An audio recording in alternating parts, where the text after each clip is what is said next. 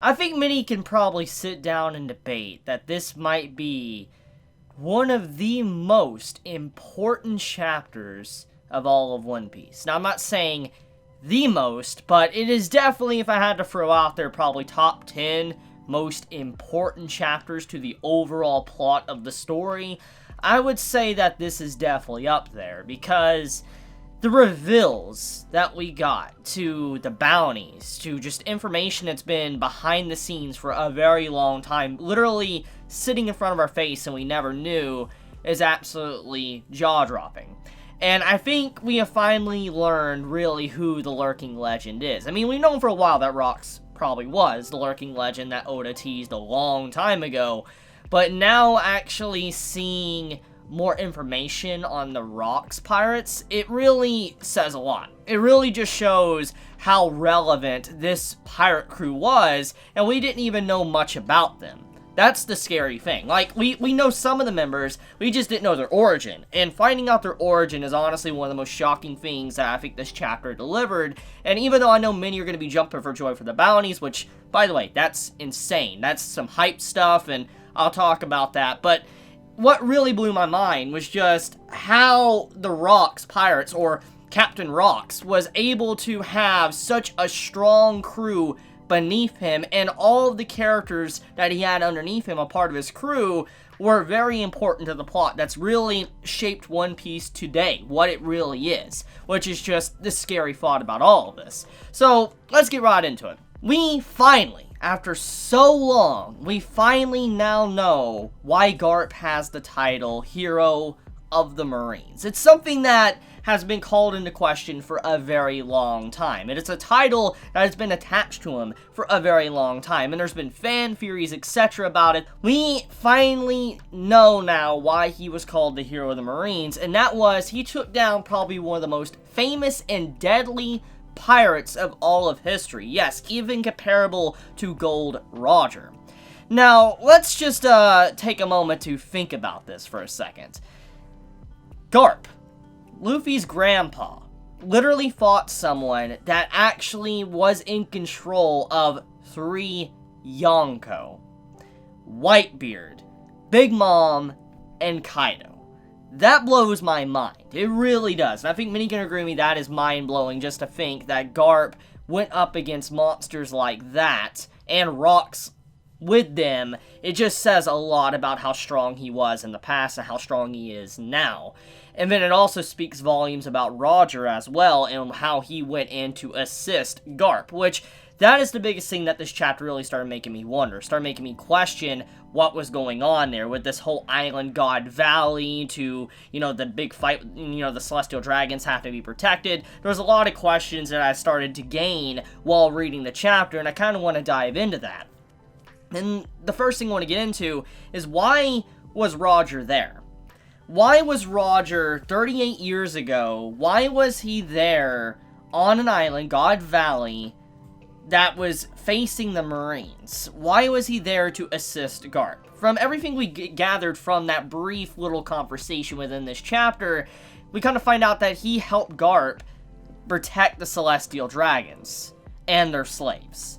That just starts to make you wonder, why? Of all people, why would Gold Roger protect the Celestial Dragons? Even if he's not necessarily a bad dude, we know Roger probably isn't, but the question is, why would he protect the Celestial Dragons? Unless there was something they had, information they had, that he needed from them, or Garp was going to give him some. There had to be some form of deal for Roger and Garp to work together. Even if they had a really good relationship, and we've known for a very long time that Garp and Roger had a good relationship, thanks to the whole Ace event, we do know that, they still were kind of enemies. And for Roger to even team up with Garp, something had to have happened. There had to be an agreement within, both parties that they would both get what they want. Garp got what he wanted, Rocks was taken down, and probably Roger got something that is probably classified and not even being mentioned. If I had to question potentially what it could be, it might be the poneglyph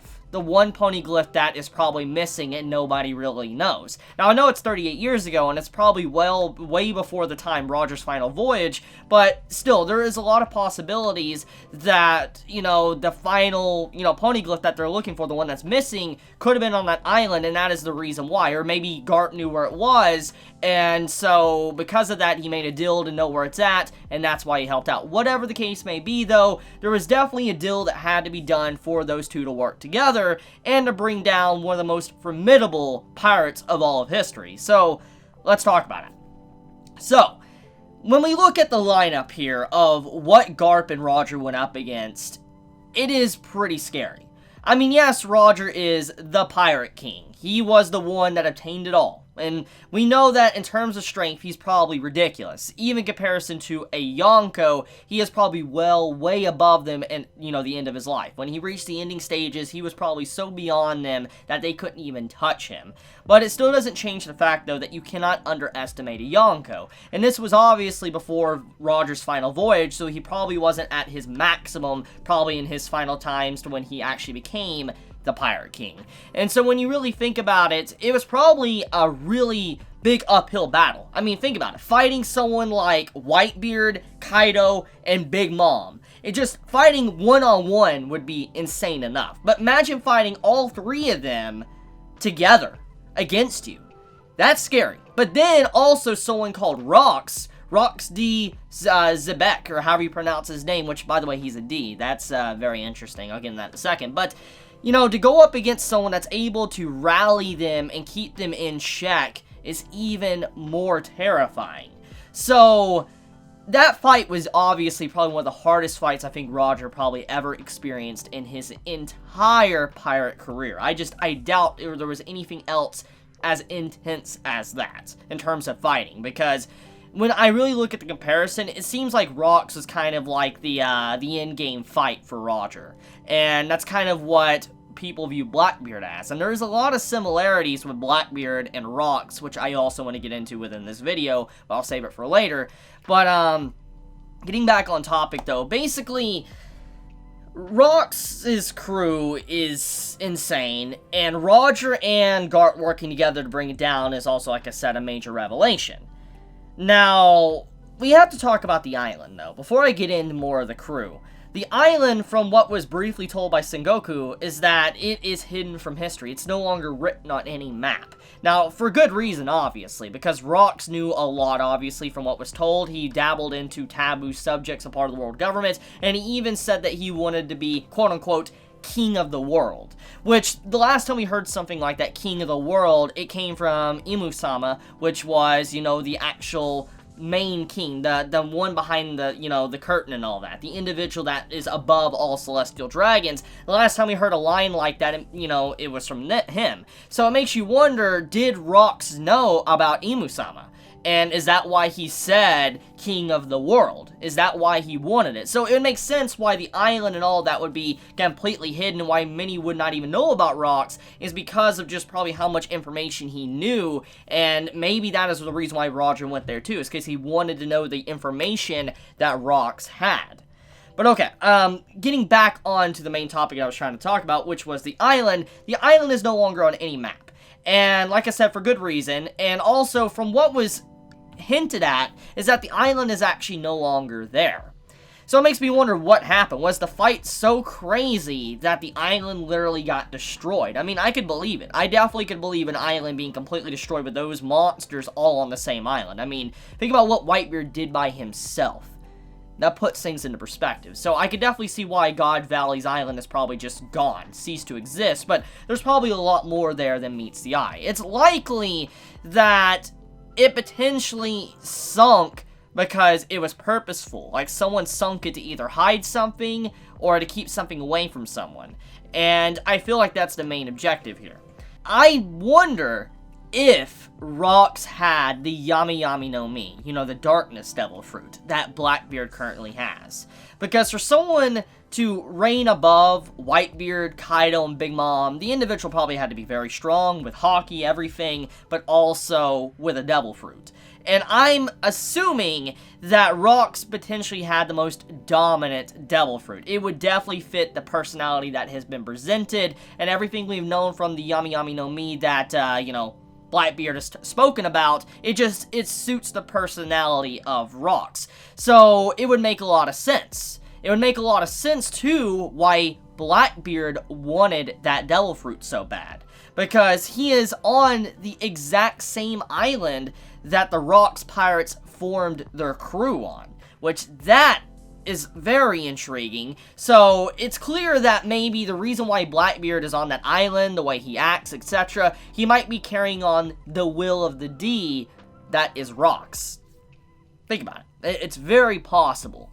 So, anyways, what I'm trying to say is maybe the Yami Yami no Mi sunk the entire island. It was absorbed because Rocks was probably incredibly powerful, and he probably just sunk the island down and completely just dissolved it or whatever, just got completely absorbed, and maybe Blackbeard can somehow get there to find it. I don't really know, but the point is that I feel like it has something to do with Rocks. I feel like he sunk it, and maybe that is where the poneglyph was, or maybe, you know, he, lost the poneglyph, but he still sunk the island anyways, and it's just on the bottom of the ocean. Whatever it may be, though, I do believe that that's probably what happened. So let's talk about the Blackbeard and Rocks comparison, how similar they are as individuals.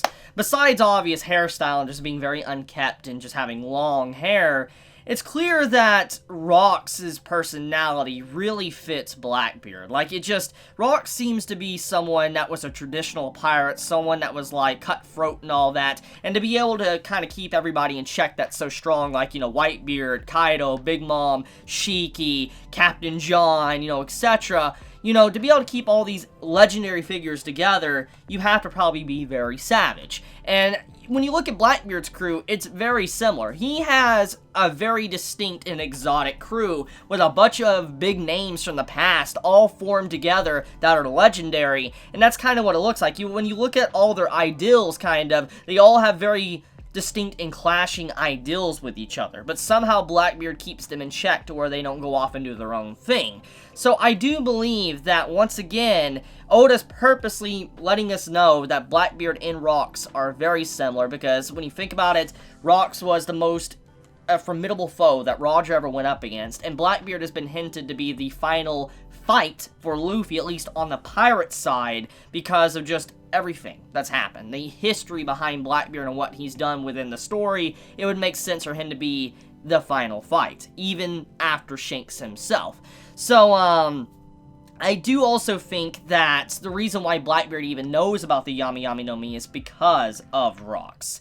And that is probably why he joined Whitebeard, because Whitebeard was affiliated with Rocks. He probably looked up to Whitebeard to a certain extent because he was a part of a legendary crew. Think about it. Now, speaking of which, I do think that it's starting to make a little bit more sense now why Kaido probably went to where Whitebeard was, or tried to go to the Whitebeard War. I think there's probably a lot more there than we really know. I believe that there might be more to it than just Kaido wanting to pick a fight with Whitebeard. I have a feeling that Kaido, if he would have arrived there on Marineford, where Whitebeard was, they probably would have worked together. I definitely could have seen Whitebeard and Kaido working together now, because after the interaction with Big Mom and Kaido, and just seeing how dysfunctional they are, they somehow managed to put aside their differences and work together. It does make you wonder, since Whitebeard was a very reasonable individual, Kaido and him probably could have gotten along to a certain extent, and maybe Kaido actually wanted to go over to Whitebeard and help him out. Think about it. That is a possibility now, and that's kind of scary. Maybe the reason why Shanks intervened was because he didn't want to upset the world's balance. Because that does make sense too, because Shanks was someone that was talking with the elders. So, okay, let's talk about the crew members, the ones underneath Rocks, besides, you know, the Yonkos. We have Shiki. Shiki is a very, very important and legendary figure that in the One Piece story. Shiki even got his own movie, and from what I know is that movie's kind of canon. At least the Shiki that is depicted within the movie is canon, even if it is a movie, and that was the true design in Shiki that would be in the manga. And Shiki was incredibly powerful. I mean, if it wasn't for some dumb luck and all that, and Luffy being MC, Luffy would have lost, because Shiki was not weak by any means. He was incredibly powerful if you go back and watch that movie. If it would have been a fair fight, if like Shiki wouldn't have been in the sky to not be able to use his Devil Fruit power, Luffy would have straight up lost no matter what. I don't even think probably Luffy could fight him right now, if, you know, it was a straight up fight. I don't believe it. I mean, he might be able to, you know, speed blitz him. I just don't think he would be able to straight up fight him, because of what Shiki's capabilities are. But, it's not just Shiki, we also have Captain John. Captain John is another very, very important and legendary figure in One Piece, because he's someone that we've known a while about. It's someone that Buggy has been searching for a long time. I mean, we saw Captain John's body in Thriller Bark. We got to see his body that Moria resurrected. And we know for a fact that Captain John was definitely someone that amassed a great treasure, and Buggy's always wanted it. And the reason why Luffy had that armband, he offered a deal to Buggy, and Buggy tried to find it underneath the ocean or wherever it is. It just goes to show, though, that these characters that you think that are just like great pirates but nothing too amazing were all under one individual, and they were very legendary in their own way. And so I do like how there is a lot of references to these pirates that have been name dropped for a very long time. It goes along with the lurking legend. It's been there since the very beginning in our face, someone that commanded all these pirates under one banner. And then we also have a new name drop, which I have the name right here. We have a new name drop, it's called Ochoku? Ochoku, which is weird. It's a weird name because, like, I looked up Ochoku and it doesn't seem like anyone really knows who Ochoku is, or even Silver Axe as well. I believe I've heard Silver Axe in the story, I could be wrong there, but Ochoku I don't recognize at all, and Silver Axe I don't recognize either, besides Axe Hand Morgan, but he's obviously not, you know, a part of Rox's crew. So it just makes me wonder, who are these two individuals? Because I looked them both up and I can't find anything on them. So there are two new name drops within this chapter that is very relevant, because we haven't really heard much about them, but it's likely that we probably have seen some of the things they've affected within the One Piece verse. And maybe some characters have been, like, following in their footsteps, etc. So, I mean, it's possible. I do believe it's very possible someone like Silver Axe or, you know, Ochoku could be someone that we've already seen or know about. We just don't recognize their name. So, yeah, that's my personal preference on that, or my thoughts. But I do like the name drops we got and all the information. So, okay, enough with that. I've kept you guys waiting long enough. Let's talk about bounties. So let's go from the lowest bounty to the highest bounty.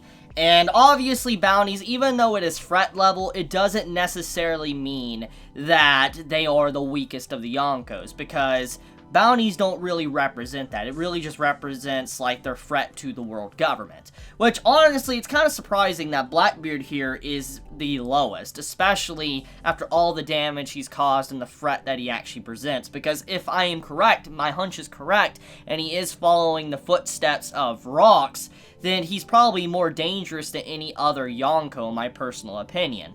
But, okay, well, actually, now I think about it, since Kaido and Big Mom are survivors of that fight, then I guess that makes sense why they're more dangerous, because they probably know a lot more about the world than Blackbeard. But even then, Blackbeard's very dangerous. So, Blackbeard's bounty, 2,247,600,000 berry bounty. That's high.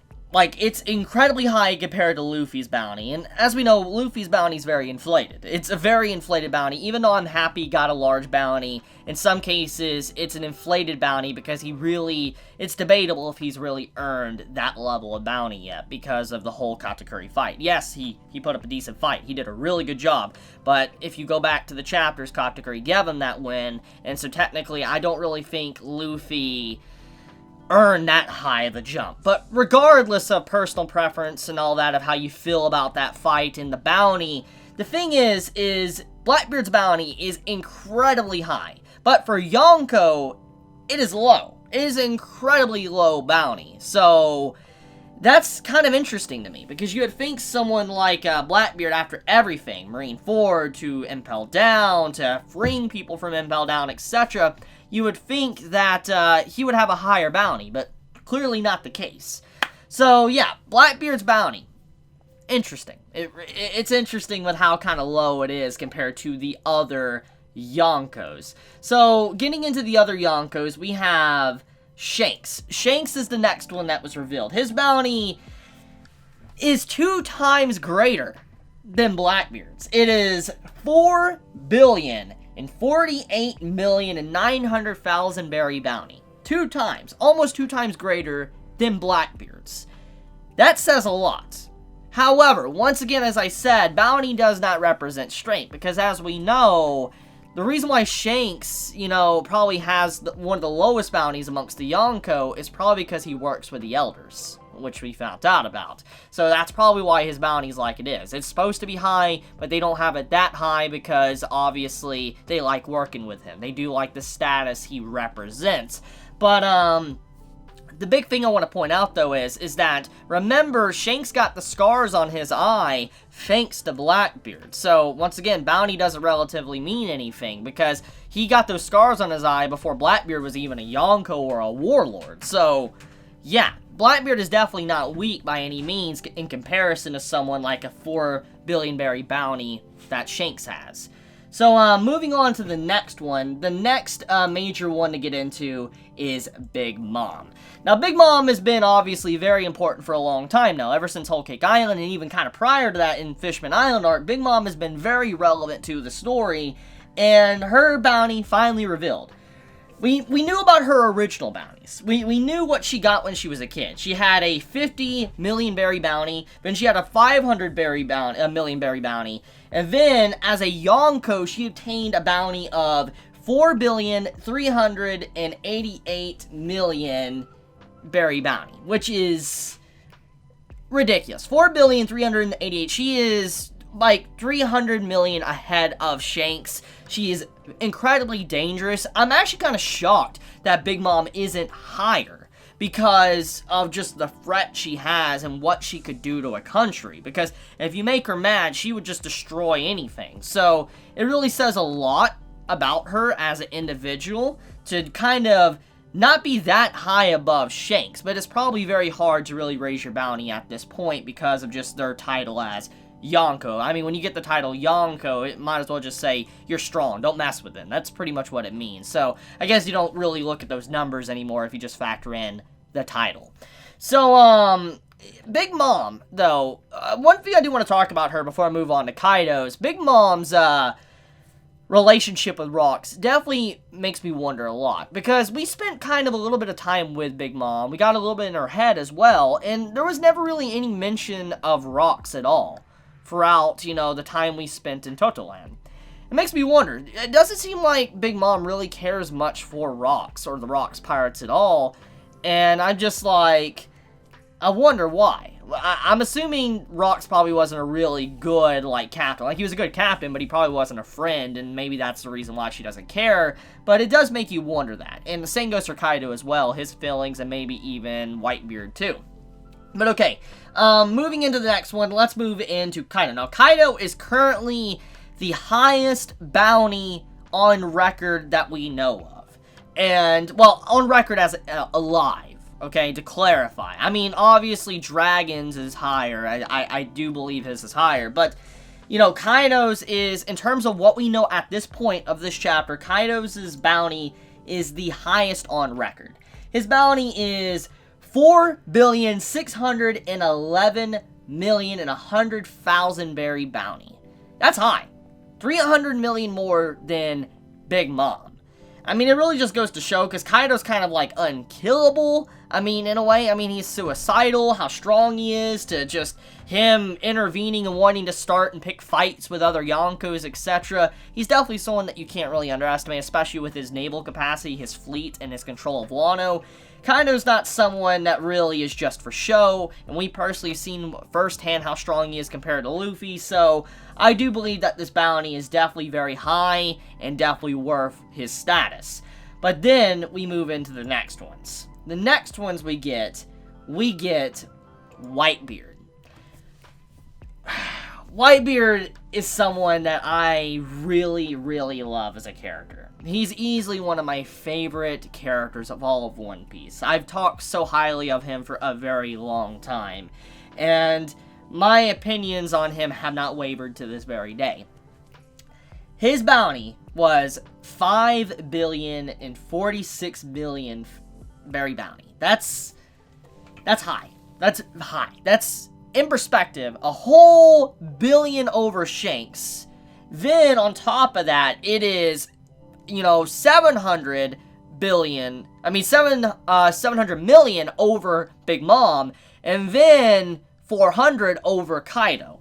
It really just shows how scary Whitebeard was. His strength and all of that, what his devil fruit was capable of. He was not someone you could really underestimate. So this bounty really does make a lot of sense. Everything we've witnessed, it makes perfect sense why his bounty is so high. I'm actually kind of shocked it isn't higher. But once again, it probably comes into question because, at this point, raising it doesn't really matter at this point. They're just so dangerous. Their title is like it is. Usually the only one that's probably going to be able to deal with them is probably the world government. And at the end of the day, they're probably not going to care too much about the money. I guess it's going to be a higher up official that just wants justice in the first place. But, yeah, that's a high bounty. And then the one you've been waiting for a long time, it is the one and only. The one that stands on top. Gold Rogers. This one, I am really shocked we learned about. I'm actually shocked it is that low. I figured it would be way higher, especially for what the Pirate King represents. I figured his bounty would be way higher, but it's not.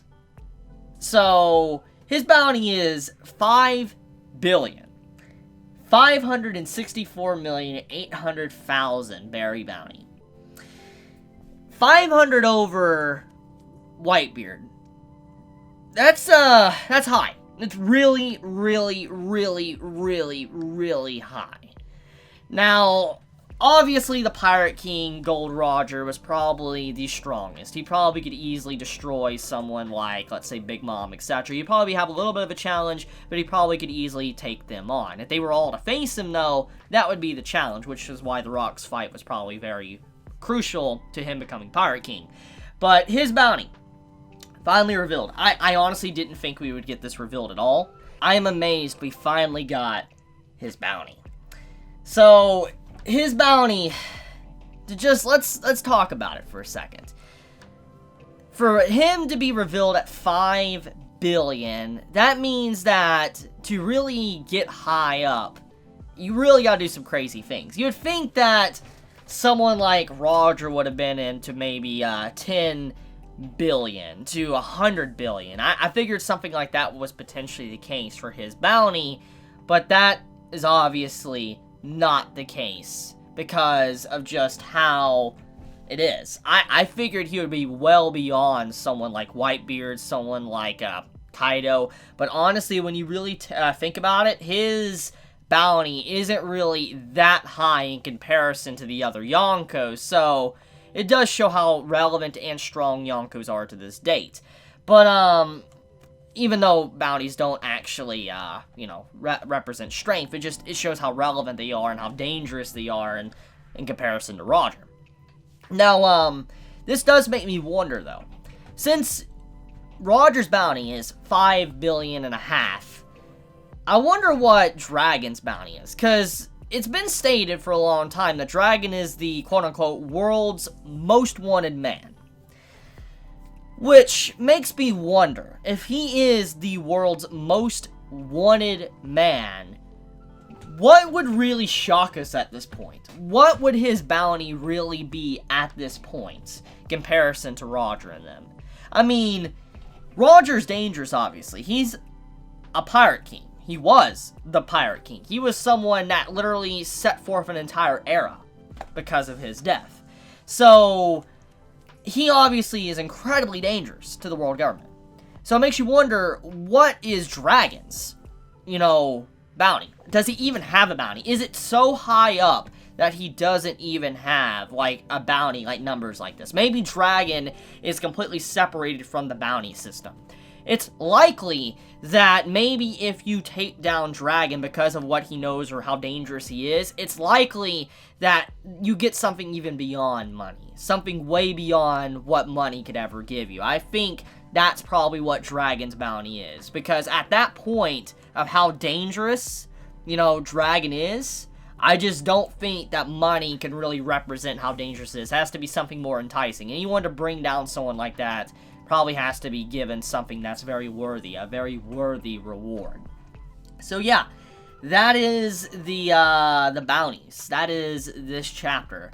And there's quite a few things to talk about. One of the big things, too, is how there is a lot of hints that the Marines are going to be going up against, you know, Kaido. They're going to be going to Wano. Because it's been multiple times. You have Kobe talking about how they're very busy and how they're busy with, you know, taking down the warlords. And then you have, you know, Akainu comes in and he starts talking about how they're busy, they can't do anything. It starts making you wonder if the Marines are really going to intervene and go to Wano, because every time something very important happens in history, they have to go to Wano. Pirates, legendary pirates have to go to Wano because Whitebeard, Roger, etc. Now Kaido, Luffy, obviously there is something going on in Wano, and so they need to know. So I do believe that it's likely, you know, the Marines are probably going to go there. They're probably going to go there. We might see something very similar. Maybe Smoker and all them might pop up, and they might have to form an alliance with the Straw Hats, etc., to bring down Big Mom and Kaido. Now, that would be very exciting if that is the case. But whatever happens, though,